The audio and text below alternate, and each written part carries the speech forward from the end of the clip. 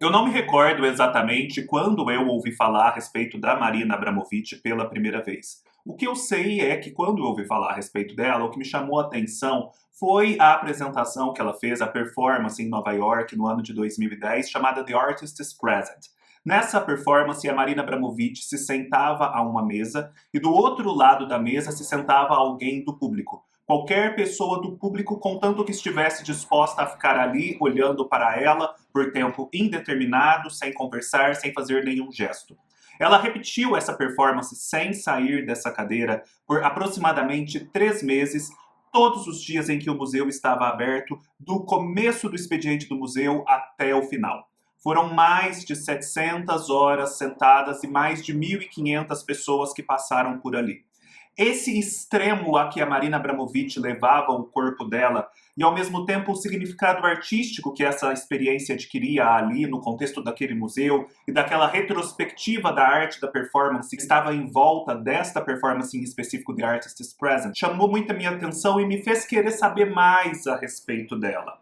E eu quis saber mais, não só pesquisando a respeito na internet, assistindo a vídeos, mas lendo esta autobiografia aqui, que sai no Brasil há alguns anos, chamada Pelas Paredes, as memórias de Marina Abramovic até mais ou menos ali o ano de 2015, escritas em parceria com James Kaplan. A vida da Marina Abramovic já começa singular. A Marina nasce ali por volta dos anos 40 na Iugoslávia, na então Iugoslávia, um país que hoje não existe mais, sob o regime comunista de Tito. O Tito, a Marina mesmo nos conta aqui, ele constituía um regime comunista, era aquele regime comunista em certo aspecto típico, muito totalitário, mão de ferro, etc, etc. Só que existia uma certa singularidade ali naquela experiência iugoslava, em que o Tito ele não se rendia completamente à União Soviética, ele não se rendia completamente à China e ele ao mesmo tempo mantinha contato com o Ocidente e os Estados Unidos. Então ele vivia ali, a Iugoslávia também, numa situação um pouco independente, jogando com todos os lados e procurando se beneficiar de todos os lados. A Marina Abramovic nasce nesse contexto, mas ela não nasce numa família pobre, ela nasce numa família muito importante. Os seus pais tinham sido heróis de guerra, eles eram os chamados partisans, eles lutaram ali contra o regime nazista, foram declarados heróis de guerra, tinham um treinamento militar severo e também ocupavam dentro do regime de Tito posições muito proeminentes, de modo que eles tinham acesso a um apartamento vasto, a muito mais suprimentos para o dia a dia que as pessoas comuns e podiam assim viver mais tranquilamente. O que não significa que a Marina Abramovic tenha vivido tranquilamente a sua infância. Justamente porque, sendo os pais tão rígidos, heróis de guerra, eles meio que agiam com ela como se ela fosse um soldado. Então, em casa, tudo era muito rígido, a disciplina era férrea. A mãe dela, por exemplo, acordava no meio da noite como que para treiná-la para uma emergência, aqueles soldados que estão ali dormindo e precisam de repente se aprontar e entrar em batalha. A Marina tinha esse tipo de treinamento dentro de casa. Quando ela ia para a escola, ela ia com roupas antiquadas, sapatos ortopédicos, óculos de fundo de garrafa, anáguas armadas, toda uma série de roupas que a deixava muito desconfortável e destoante dos demais. O pai dela, quando ela tinha 6 anos e se mostrava assim relutante em aprender a nadar, decidiu levar ela ali para um pouco além da praia, né? Entrou no mar com um barquinho e simplesmente jogou ela na água e deixou ela ali tentando se salvar até aprender a nadar. Era nesse ambiente que a Marina cresceu. Ao mesmo tempo, porém, a Marina teve acesso a muita cultura. A sua mãe, por exemplo, foi a enviada da Iugoslávia para a Unesco, então ela tratava de todo esse setor cultural e das relações culturais da Iugoslávia com o mundo ali através da Unesco. Então ela teve acesso à educação artística e logo cedo ela se interessou pela pintura.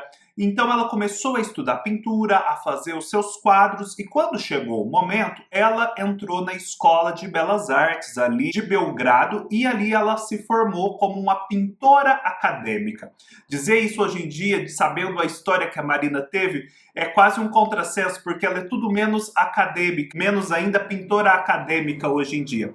mas essa é a sua formação original. E ali naquele ambiente, ela se reuniu com alguns amigos na escola de artes, no Centro da Juventude, essas instituições que existiam nesses países soviéticos, e eles começaram a explorar várias possibilidades de arte. Eles queriam transcender a arte bidimensional da pintura. Então eles começaram a fazer experimentos e a Marina começou a ter ideias para performances, a arte na qual ela iria se desenvolver e pela qual ela é conhecida hoje em dia. Teve um momento, por exemplo, em que eles estavam nesse grupo e um amigo decidiu, vendo a Marina deitada sobre uma mesa de centro ali do Centro da Juventude, descansando, ele decidiu enrolar ela num monte de fita adesiva e deixá-la à exposição como se fosse numa amostra. Teve um momento que a Marina Abramović decidiu fazer uma instalação numa galeria em que, naquele ambiente mais inóspito, gélido de Belgrado, ela colocou tanto fora como dentro da galeria vários sons de pássaros de natureza tropical, procurando assim estimular uma experiência sonora que era contrastante com a experiência visual e tátil. Houve uma outra obra em que ela, na entrada de um museu, colocava como se fossem dois compensados pelos quais as pessoas deveriam passar, dois compensados que formavam um corredor estreito. E quando as pessoas passavam ali, elas passavam ao som de metralhadoras, assim, ensurdecedoras, como se fosse numa guerra, para depois, feito esse como que ritual de passagem, chegarem ao interior do museu, onde tudo era silêncio. A Marina, então, vivia ali sob o jugo da mãe, a mãe disciplinava o horário que ela deveria chegar em casa, e ela não podia fazer muito mais além disso. Houve um momento em que ela finalmente sai do país, ela vai para uma experiência em Zagreb, na Croácia.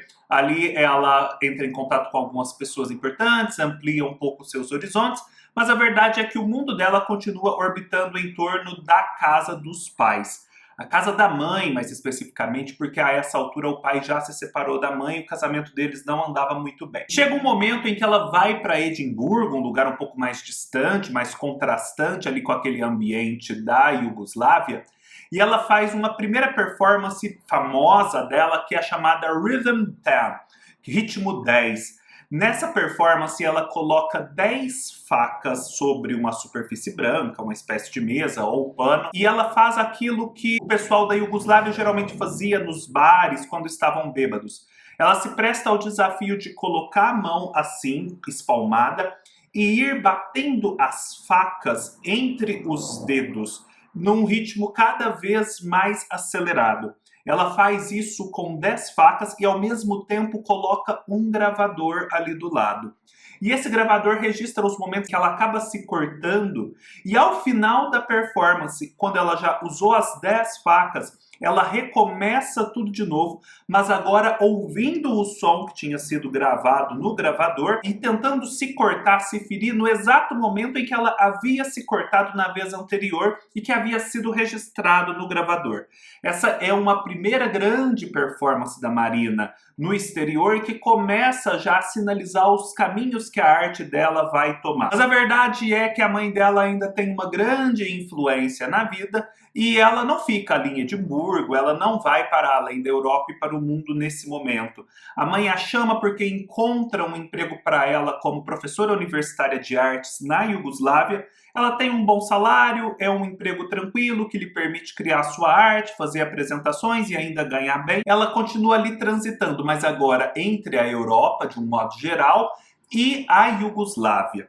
E nessa fase da Marina, que é uma fase antes de conhecer o Lai, um personagem que a gente vai comentar bastante aqui nesta biografia, a Marina, as várias performances ao redor da Europa e também na Iugoslávia, são performances ainda hoje lembradas e associadas a ela, sempre com esse título Rhythm alguma coisa, algum número, ritmo algum número. Ela fez o ritmo 10, depois ela faz o ritmo 5, Rhythm 5, em que ela se coloca dentro de uma estrela de 5 pontas, de um pentagrama, que além dos significados místicos tradicionais, tinha o significado, ela diz aqui no livro, dos países comunistas, que sempre tinham esse símbolo, e para ela aquele regime era um regime sufocante. Ela se coloca dentro dessa estrela de 5 pontas grande, deitada, ela ateia fogo ao redor da estrela e fica ali até onde dá. Ela corta os cabelos, joga nesse fogo e depois se deita. Obviamente ela perde a consciência, as pessoas a resgatam, mas tudo aquilo começa a gerar aquela comoção que geralmente as performances da Marina causam. Em Milão ela apresenta a Rhythm 4, uma experiência em que ela se coloca diante de um ventilador industrial com aquele vento fortíssimo, ela está nua e ela fica tentando inspirar o ar que vem desse ventilador, testando ali os limites do seu corpo, da sua capacidade pulmonar. E ao mesmo tempo as pessoas do lado ficam assistindo ela fazer isso, porque isso está sendo gravado. Ela conta aqui que as pessoas acabaram resgatando ela antes da hora nessa performance, com medo do que poderia acontecer.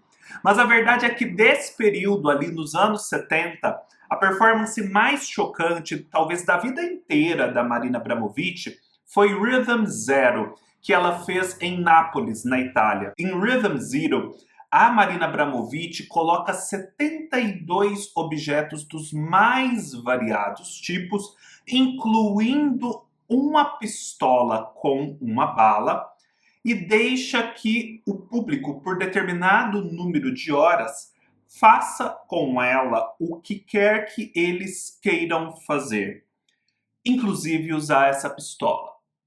Essa é uma experiência que a Marina conta e que é extremamente interessante, além de, obviamente, radical, porque o público, a princípio, fica muito atônito com aquilo, fica receoso, acuado, não age, fica ali a Marina meio que inerte, sem ninguém interagir com ela.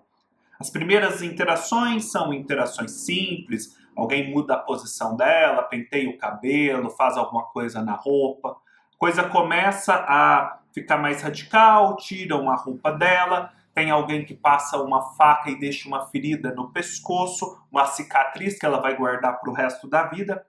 E assim, a coisa vai num crescendo, em que as pessoas vão perdendo o controle, uma vez que têm a chance de fazer com um outro ser humano o que quer que elas queiram fazer.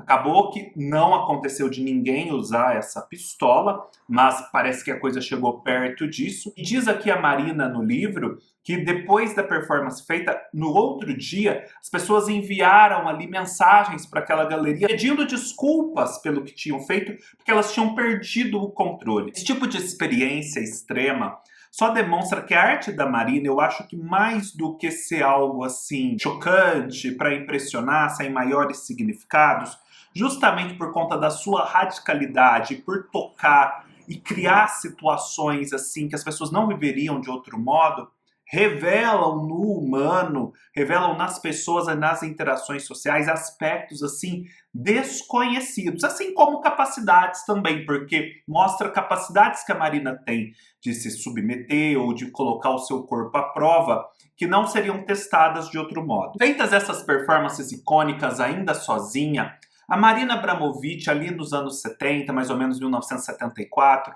ela tem a chance de ir para Amsterdã, na Holanda, ainda ali dentro da arte da performance, e a verdade é que isso muda a sua vida. Porque ali em Amsterdã, ela vai conhecer um outro artista, um artista alemão da arte da performance, que é o Ulay. E o Ulay, quando ela o conhece, é paixão à primeira vista, uma paixão arrebatadora. E assim, muitas coincidências ligavam um ao outro, a começar pelo dia do nascimento. Ambos são nascidos no dia 30 de novembro. Ambos eram artistas performáticos. Quanto mais eles conversavam, mais eles iam descobrindo que eles eram semelhantes. Então, assim, nasce um amor tórrido entre os dois, um amor que vai durar muitos anos e que vai formar uma parceria artística muito importante, porque os dois vão começar a fazer performance juntos. É preciso dizer que naquele ambiente doméstico estranho em que a Marina vivia, ela chegou a se casar com um daqueles companheiros do grupo de arte. Mas foi um casamento tão estranho que a mãe dela não permitiu que o marido morasse na mesma casa. Então ela continuou morando na casa da mãe, precisando chegar no horário que a mãe queria e tendo assim uma vida meio estranha com esse marido. Era um casamento assim a princípio para se libertar, mas essa tentativa de liberdade não deu certo. Então quando ela conhece o Ulay, Ela é formalmente casada com esse cara, mas a coisa não vai resistir muito tempo e conforme o relacionamento com o Ulai progride, acabará havendo um desfazimento formal desse casamento anterior.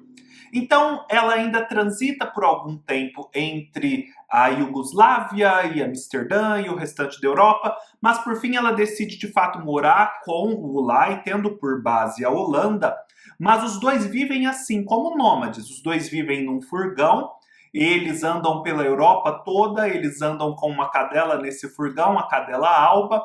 Eles quase não têm dinheiro, porque ali nos anos 70 a arte da performance estava se desenvolvendo e pouco dinheiro dava, afinal de contas, performance não é algo que você consegue imobilizar e vender para alguém. Não se sabia ainda como fazer isso se tornar dinheiro. Mas os dois vivem ali sobrevivendo. O Lai tinha um contrato com a Polaroid na época em que ele fotografava e ganhava algum dinheiro por isso.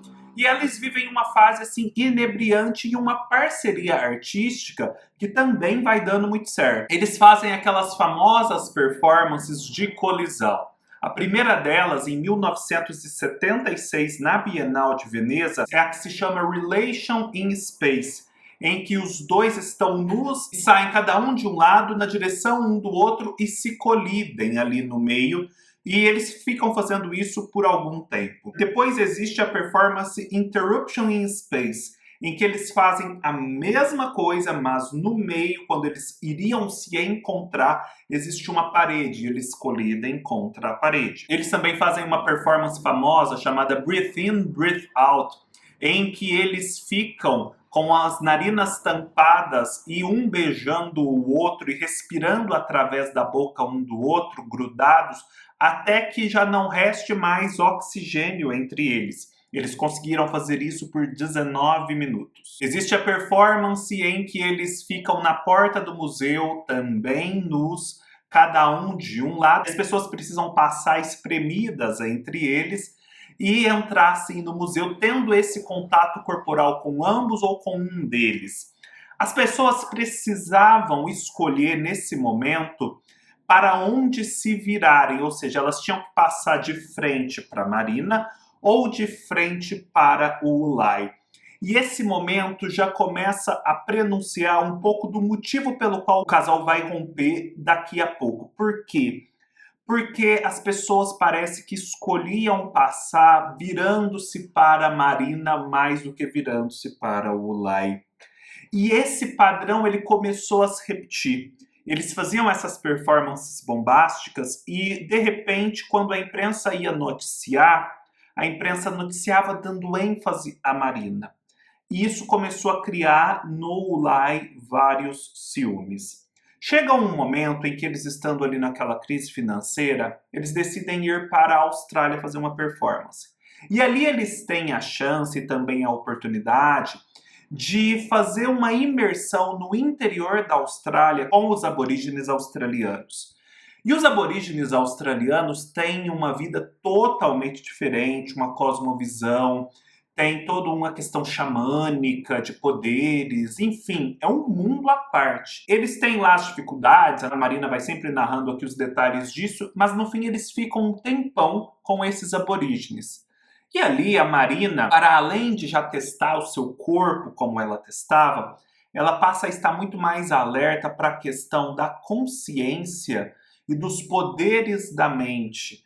Então, assim, eles percebem, e pelo menos ela conta essa experiência, que os aborígenes eles conversavam entre si por telepatia.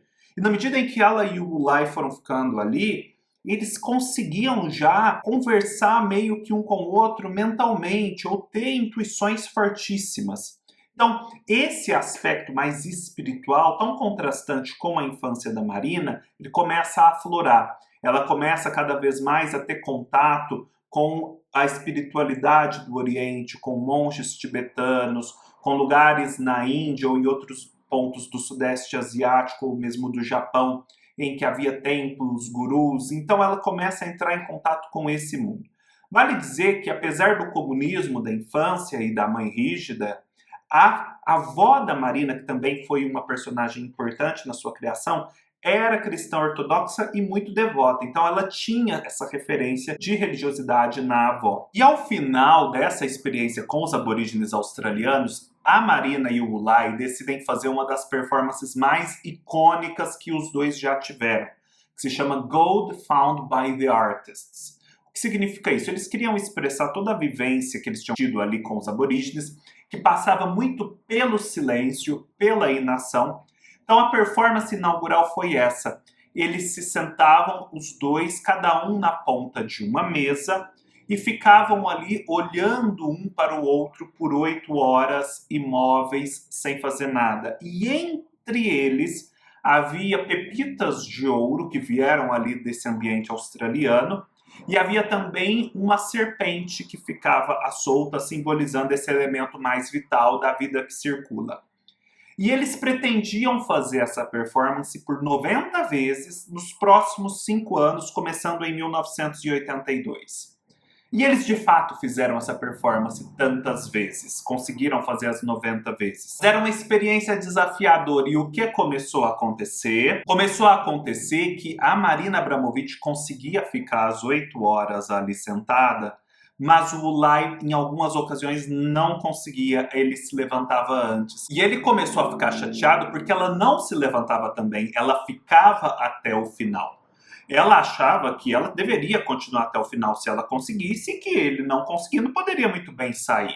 Então eles começaram a ter divergências a respeito disso. O que, somado ao fato de que a imprensa dava mais destaque a ela, fazia com que ele se sentisse diminuído, então o casamento ali foi entrando em crise. Ou melhor, o relacionamento, porque eles não eram casados formalmente. A verdade é que eles pretendiam se casar numa grande performance que aconteceria na muralha da China. Cada um deles sairia de um ponto da muralha, e a muralha ela simboliza um dragão, e esse dragão tem polos masculino e feminino, então eles sairiam dos polos correspondentes e se encontrariam no meio da muralha e ali se casariam. A Marina conta todos os detalhes das dificuldades da China permitir que isso acontecesse, seriam as primeiras pessoas a fazerem isso. A China não queria que fossem estrangeiros, então precisou um chinês primeiro percorrer toda a muralha. Mas por fim, até com a ajuda do governo da Holanda, porque eles continuavam sediados na Holanda, ela consegue fazer essa performance com o Ulai. Mas quando eles finalmente conseguem fazer essa performance, o relacionamento já estava estremecido. Então a performance, ela não foi para que eles se casassem, mas para que eles rompessem de vez. Quando eles chegam ao final, quando eles se encontram no meio da muralha da China, eles simplesmente largam um do outro, vão para suas vidas sozinhos e o relacionamento acaba ali. O Ulai também se descobriu, ele traía a Marina, o Ulai queria ter filhos, a Marina não queria. E ele tanto estava traindo a Marina que quando acaba essa performance, a Marina descobre que ele havia engravidado a intérprete chinesa que o estava acompanhando ali ao longo da performance. Muito interessante notar que conforme a Marina ia se envolvendo com esses religiosos orientais, ela se envolveu muito com os lamas tibetanos, os monges do Tibete. E tem um momento em que ela e o Ulai, nessa história da performance Gold Found by the Artists, eles mudam um pouco essa performance e começam a agregar pessoas, entre essas pessoas, alguns monges. Então esses monges saem lá do Tibete e vão para a Holanda. Aí tem um dia em que eles fazem um grande espetáculo, e esse espetáculo dá certo, e aí os monges vão embora. Só que os monges, eles queriam fazer com os participantes desse evento um ritual ali de purificação próprio deles, chamado puja. E aconteceu que a Marina conseguiu participar, o Ulai e alguns outros, mas 5 membros ali da equipe não conseguiram participar. E aí os monges fizeram um ritual com quem estava, foram lá para o Tibete, e a Marina e o Ulai viajaram. E quando eles viajaram, eles ficaram sabendo que essas 5 pessoas que não haviam participado do ritual haviam todas falecido juntas num acidente de avião nos Alpes suíços. E o mais impressionante é que quando eles retornam para a Holanda, eles recebem uma carta dos monges prestando condolências pelas mortes. Só que a carta dos monges estava selada com a data um dia antes do acidente de avião. Então, assim, os monges preveniram as pessoas que participaram do ritual de terem qualquer problema. Quem não participou teve, e eles meio que sabiam que isso ia acontecer. A história da Marina Abramović é polvilhada desses acontecimentos fantásticos. Mas enfim, voltando ao relacionamento, uma vez que ela rompe com o Ulay, a Marina passa a viver uma vida bem diferente. Porque o Ulay, ele controlava tudo, ele era meio que o tradicional homem da casa que cuidava das finanças, que decidia várias coisas, e ela ficava ali mais nas tarefas domésticas. Apesar ali do progressismo do casal, eles acabavam se conformando a esses papéis de gênero. Então a Marina vai reaprender, ou melhor, aprender pela primeira vez, como cuidar do dinheiro, a abrir uma conta bancária, coisa que ela não tinha. E ali também ela começa, já em 1986, a ter um relacionamento melhor com o dinheiro. Além das performances, ela começa a trabalhar sobre objetos e também a fazer vídeos e fotografias, o que permitia que ela ganhasse um pouco mais de dinheiro.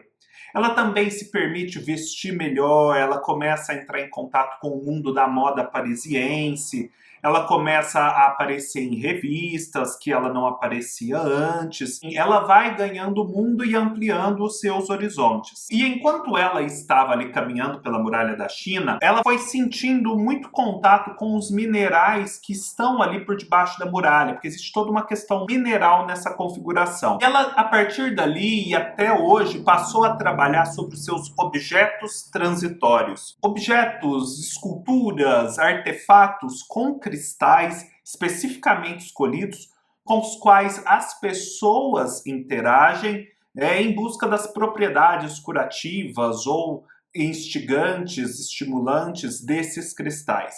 Inclusive, a Marina inaugurou uma obra aqui no Brasil recentemente com esse tipo de estrutura. E a Marina, logo que ela sai da vida do Ulay um pouco, ela compra uma casa em Amsterdã. E é muito divertido acompanhar esse episódio da casa aqui na autobiografia, porque era uma casa maravilhosa, uma casa num lugar precioso, uma casa que seria caríssima, mas que não era caríssima porque ela estava cheia de moradores de rua, e não só moradores de rua, mas usuários de drogas pesadas. Inclusive lá dentro morava um traficante. Então ninguém queria aquele imóvel, era um imóvel imprestável. A Marina então se mete numa série de situações em que ela vai conseguir comprar esse imóvel, em que ela vai conseguir um empréstimo para comprar esse imóvel, e em que ela vai conseguir que essas pessoas que estavam ali saiam dali finalmente, mas mediante uma condição. O traficante em si continuaria morando num dos cômodos da casa. E vai ser mais uma vez com os monges tibetanos, quando eles fazem um ritual de puja dentro da casa, que depois de alguns anos, de repente, passados alguns minutos desse ritual, o cara aparece para a Marina, o antigo traficante, e diz que ele simplesmente está saindo dali. Este é um período também em que a Marina está na Holanda, está separada do Ulay, em que além de fazendo várias performances, esses objetos, fotografias e vídeos, acontece a guerra na Bósnia. E a guerra na Bósnia, ela simplesmente vai fazer com que a Iugoslávia, que a Marina sempre conheceu, deixe de existir. E ela foi uma guerra muito sangrenta e, obviamente, a Marina se envolveu com ela de algum modo, na medida em que vinha da Iugoslávia, em que seus pais e seu irmão continuavam morando ali, etc. Então, em 1997, a Marina vai ter uma de suas grandes obras, que se chama Balkan Baroque, ou seja, o Barroco dos Balcãs. Foi a obra de 1997 com a qual ela conquistou o Leão de Ouro da Bienal de Veneza, os mais importantes prêmios da arte. A performance era o seguinte: ela ficava sentada no piso do porão do pavilhão italiano da Bienal, sobre uma pilha enorme de ossos de boi. Por baixo, 500 ossos limpos. Em cima, 2.000 ossos sangrentos, com vestígios de carne e cartilagem. Durante 4 dias, 6 horas por dia, ela ficava ali sentada, esfregando os ossos sangrentos, enquanto ao lado estavam sendo projetados vários vídeos que ela fez com o pai, com a mãe e com um caçador de ratos de Belgrado, que criavam toda uma conexão ali com aquele ambiente e ajudavam a contar um pouco do que estava acontecendo, da situação absurda que estava acontecendo na Bósnia. Vale dizer que não havia ar-condicionado no local, portanto o cheiro ia se tornando putrefato, ao passo que as larvas iam surgindo ali naqueles ossos que ela tentava limpar, mas que obviamente jamais conseguiria limpar todos. Nesse período, a Marina ainda tenta entrar em contato com o Ula, e eles têm alguns momentos de breve reconciliação, mas sem voltar propriamente assim ao relacionamento. E eles ainda continuam conectados porque o Ula, ele dominava o arquivo do casal, o arquivo artístico, e isso incomodava muito a Marina. E chega um momento em que a Marina decide comprar esse arquivo para ela ter o controle. E não só decide, mas o Ulay também está precisando de dinheiro, a Marina está numa situação melhor, então ele acaba vendendo isso para ela, acaba sendo uma coisa interessante para os dois. No começo dos anos 2000, a Marina faz um outro grande passo dentro da sua vida, que é se mudar da Holanda para Nova York. E em Nova York, eu sinto, ela meio que ganha o mundo e ela se torna a pessoa conhecida, e provavelmente a pessoa conhecida pela qual nós hoje a conhecemos, sabe? E ali ela entra em contato com a cena artística de Nova York, ela se torna amiga da Susan Sontag, ela conta um pouco aqui sobre a relação com a Susan Sontag, ela se torna conhecida da Bjork e por aí vai. Nesse mesmo tempo, ela está muito junto, ela está num relacionamento com um cara italiano, um artista chamado Paolo Canevari. É um homem muito bonito e tal, mas que não é um artista tão consagrado quanto ela, e não é um artista performático, pelo que eu me lembro. E assim, ela é muito apaixonada por ele, mas a verdade é que chega um momento em que o relacionamento também não vai dar certo por conta de traição da parte dele. E ali em Nova York, ela tem esses novos amigos, ela divulga ali o seu trabalho, e tem um momento em que ela faz uma grande performance em Nova York, que é a chamada performance The House with the Ocean View, de 2002, que ela coloca meio que 3 plataformas assim elevadas. Essas plataformas são acessíveis ao chão mediante escadas, mas essas escadas estão cheias de facas. E ela fica ali vivendo entre essas 3 plataformas, passando de uma por outra, por vários dias. E qualquer um pode assisti-la naquele lugar em qualquer momento do dia, inclusive na madrugada. E é muito interessante porque depois de ter concluído essa performance, naquela época estava muito em auge a série Sex and the City. E na série Sex and the City eles pedem para Marina para poder fazer uma participação fazendo essa performance na série. Ela não quer fazer essa participação, mas ela autoriza que eles reproduzam essa experiência na série. Então existe um episódio de Sex and the City em que a Carrie Bradshaw vai visitar essa performance, e vai visitar essa performance inclusive no meio da madrugada, com aquele namorado russo dela, aquele episódio que também era artista. E a Marina diz que aquele momento foi extremamente importante para ela se tornar conhecida de mais pessoas, porque de repente ela se viu sendo reconhecida na rua como uma pessoa do episódio de Sex and the City. Mas ela conta também que aquele episódio foi motivo de muita chacota para ela. Além disso, a Marina Abramović começa a trabalhar mais sobre esse conceito da arte performática e de como a arte performática ela sobrevive num ambiente mais institucional. Ela faz uma série de performances chamadas Seven Easy Pieces, em que ela vai reproduzir performances não só dela, mas também de outros performers famosos, e ela vai procurar garantir que exista o pagamento de direitos autorais para essas pessoas, que exista a autorização para ela fazer, que isso tudo seja regulado de algum modo. Ela continua tendo contato com essa parte mais mística, ela vem muitas vezes ao Brasil, o Brasil é constantemente mencionado aqui, ela vem para a Serra Pelada em determinado momento, depois ela vai para a Amazônia, depois para ambientes xamânicos de cura, ela conhece o João de Deus quando o João de Deus ainda era famoso e não tinha entrado em crise, etc, etc. E em 2010 acontece esse grande evento na vida dela, que é a mostra chamada The Artist is Present.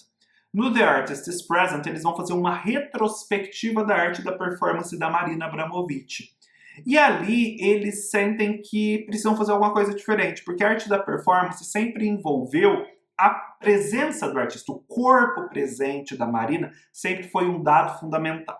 Então, qual que é a ideia? A ideia é que, ao longo do museu, vários performers contratados vão reproduzir performances famosas da Marina, ao passo que ela em si vai estar ali o tempo todo presente, os 3 meses da exposição em retrospectiva, fazendo essa nova performance em que ela fica de frente para outras pessoas sentada o dia inteiro por tantos dias.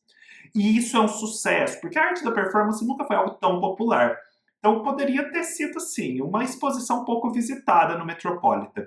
Mas a verdade é que essa questão dela ali sentada o tempo todo, das pessoas podendo ter essa interação, isso causa assim, um burburinho e é um sucesso, um grande sucesso. Havia filas e filas para ver a Marina e ver as performances. Eu acho que essa The Artist's Present é a sua grande consagração junto ao público. E fizeram um documentário com o mesmo título, que foi muito premiado, eu já até assisti, é muito bacana. Fizeram um livro em que são fotografadas todas as pessoas que se sentaram na frente dela.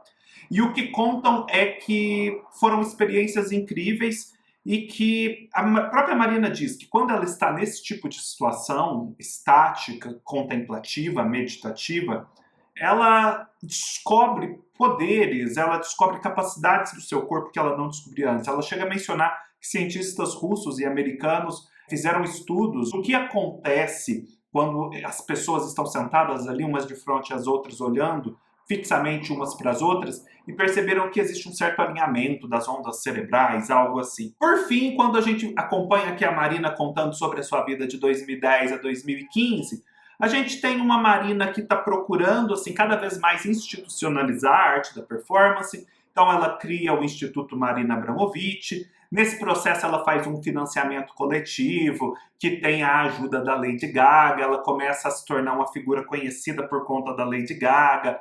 Ela também continuava muito envolvida com o mundo da moda, ela era muito amiga do Riccardo Tisci, da Givenchy, então ela fez alguns trabalhos para a Givenchy. Ela continua progredindo, continua visitando ali aqueles pontos no Oriente, no Brasil, que ela julga especiais, espirituais. Ela também começa a criar um conceito de performance em que as pessoas entram nesse mundo da performance não só para assistir alguém performando, mas também para fazer coisas diferentes, ou seja, as pessoas meio que se submetem também a essas experiências um pouco mais radicais que o performer faz. Então a Marina começa a desenvolver todo um conceito para que isso aconteça dentro de um espaço institucional. E isso vai inclusive acontecer, e é um dos últimos lances contados aqui na autobiografia, quando existe aqui no Brasil, promovida pelo SESC, uma grande exposição chamada Terra Comunal, em que ao público vai ser proporcionado esse tipo de experiência. A Marina está por trás dessa grande exposição, que vai trazer suas performances e vai trazer também o público para esse método Marina Abramović que ela tem de inserir as pessoas nesses estados de consciência e de experiência tão diferentes que a performance proporciona. É um livro fascinante de uma vida única que eu acho que é muito válido que alguém tenha decidido viver uma vida como a da Marina Abramović. E só cabe a nós, no mínimo, se interessar por isso, ler a respeito e aprender algo. Porque é uma experiência, é uma possibilidade de existência que alarga completamente os nossos horizontes. Eu confesso que depois de ler tantas experiências impressionantes na autobiografia, eu fiquei ainda mais curioso para ler a biografia dela que saiu aqui no Brasil, chamada E Quando Marina Abramović Morrer. Eu quero confrontar certas informações e ver se é isso mesmo, olhar a vida da Marina por outro ângulo. Eu vou deixar aqui na descrição do vídeo várias referências para vocês conhecerem mais a respeito da Marina Abramović. Vários livros dela e sobre ela que eu reuni na Amazon e em outros lugares, alguns vídeos, etc, etc. Vou deixar tudo aqui. Lembrando que se você comprar pelos links que eu deixo, você colabora com o canal sem gastar nada a mais por isso. É isso, espero que tenham gostado. Se gostaram, deem um like, deixem seus comentários, se inscrevam no canal e até mais!